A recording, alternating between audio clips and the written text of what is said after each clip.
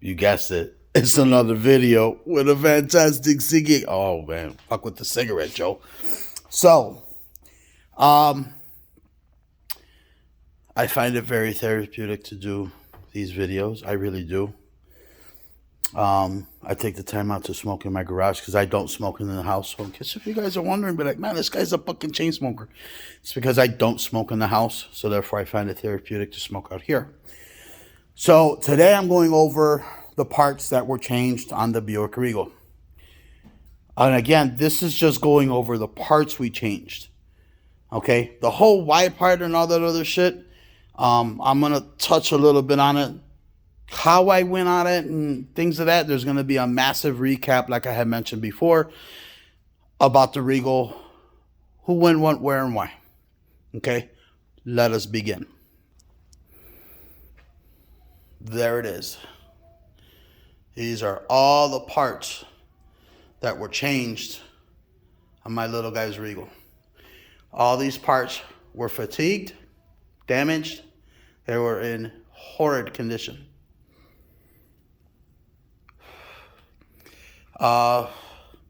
Just everything was bad. After going over the vehicle, it was in rougher condition than what we expected. I'll come back to me. Now, however, we got the vehicle for $500. I wasn't going to bitch about sinking money into it. I also wasn't going to bitch about the amount of money that it was going to take to do it. The parts you see here on the floor, we did a father and son project where we undertook the project, did what we had to do. We did everything here in-house in my garage. So this gave me an opportunity to go on ahead and take the time out and show my son how to turn and wrench. He's getting to that age. He's helped me with brakes since he was a kid. But major parts like this was something that we were really, this was more than turning a fucking wrench. This was turning the wrench and carefully pulling shit apart. Like, it scared the shit out of him watching me pull parts off. He thought he was scared. My dumbass ain't never done any of this shit before. But, you know, you pull brakes out, pull a control arm out, pay attention, magic can happen. So again, we'll do a whole big recap on my buddy's rack system when we get it up in the air. I'll show you everything, show you the why part. I won't get into the how part, but I will tell you the steps, okay? So I'm going to go over a few things. So let's start with the front, okay?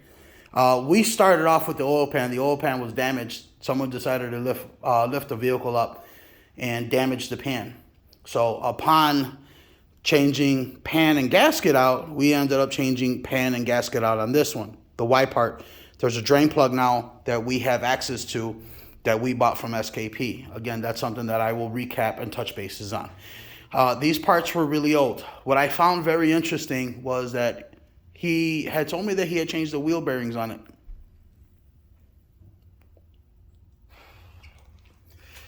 I find that hard to believe, considering that axle is all filled with rust. And that wheel hub assembly, same thing with the other side. I mean, it was rough. The entire suspension was very mushy. We did replace literally both sway bars, brackets, bushings, bolts, sway bar links. That's the only thing that you don't see here. Because obviously that side was gone. We did replace one of the subframe bushings. We were going to attempt to change the other three. And I said, fuck that. That's a mechanic issue. That's a him problem. It's what we call him. That's a him problem. So that's the front. This is everything that we changed in the front. This is everything that we changed in the back. That is absolutely everything. We also, yes, we did change the fuel pump. So trying to get this guy out, if you notice, I had to cut that fucker out. We did not end up using the bracket. Luckily, when I ordered the trailing arms, I ordered the brackets. So it was just hell to get that fucker out. I cut it trying to get the bolt out, and the sleeve ended up fusing itself to the bolt. So brand new bolts went in there and in there, focus you fuck, and bolted up against here. So those are brand new bolts. This was definitely a unique experience with my son, which he is back. How was the snow removal? Damn, why didn't you pay for this one? So I'll take care of you. That was fine. So how did you like the experience of us doing this project? Be honest. Man, it was a journey. I can say it was a journey. So do you understand when we talk about blood, sweat, and tears, you now understand the aggravation of what it takes to get to do projects like this? Do you get it? Do you understand it when they say blood, sweat, and tears? Yeah. Yeah. So I do my best not to get aggravated, but for the most part, a lot of us understand that sometimes, man, we are built to accomplish things, and you try to get some shit out and the fucker doesn't want to get out, and you go on ahead and you're like, you get aggravated, but yet we try to teach the kids, don't get aggravated, and they look at you like a dumbass, you're the one getting aggravated too. So it was one of those really good learning curve for both me and him, due to the fact that sometimes you got to take a step back before you lose yourself and go completely batshit and get aggravated. You can make a costly mistake. So this was a learning curve for me, where it taught me to be a lot more patient with him, and teach him patience. This is funny because I just discovered where this fucking sway bar link bushings were at. Still on the fucking control arm. That's what's left of them. They're right there. So again, this is everything that we changed out. No exaggeration. Sway bar, bushing, bracket, links, wheel hub assemblies, rotors, strut assemblies. The only thing that we haven't done, and it is currently at the mechanic, is the lateral arms that he is doing, and the inner and outer tie rods. That's a him problem. I'm going to let him do that. The other thing that we're embarking to is we broke one of the brake lines. So all of the brake lines, steel-wise, we got a sale on stainlesssteeltube.com. There was a sale, $175, to get all the brake lines that were in the back, the intermediate ones, all the ones that up in the front that go up to the ABS pump. Not sure if it's still on sale. So rather than $240, I got them for I think $175. So that's at the mechanic. But again, brake lines, hoses. There's a couple of more things. He's going to swap out the subframe bushings for me. Again, sometimes you just got to wave the white flag and go, you know what? Take it to the mechanic. Let him handle the harder shit.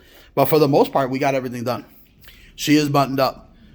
No exaggeration, the SKP sway bars, once we buttoned it up in the front, was a massive difference. It's slightly larger than the OEM, and it is a solid bar.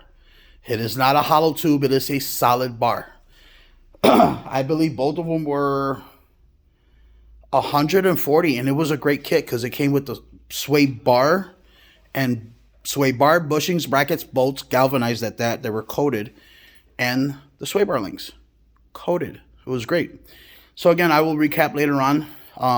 Been meaning to go on ahead and shoot this video because I could finally take these parts and shit can them. Yay. So that's where we're at. That's where we're pretty much at the home stretch. Can't wait to go on ahead and finally get her back, put some new tires on it, and finally go get it dynoed and see where it's at. We do have the ZZP performance ignition coils that will go back on there. We did end up going on ahead and changing out the IAC. IAC was bad. It was a little finicky. It was a little touchy. So all the sensors have been changed. Oxygen sensors, everything on the throttle body, air, mass airflow sensor, everything. So she's running great. She is running truly great.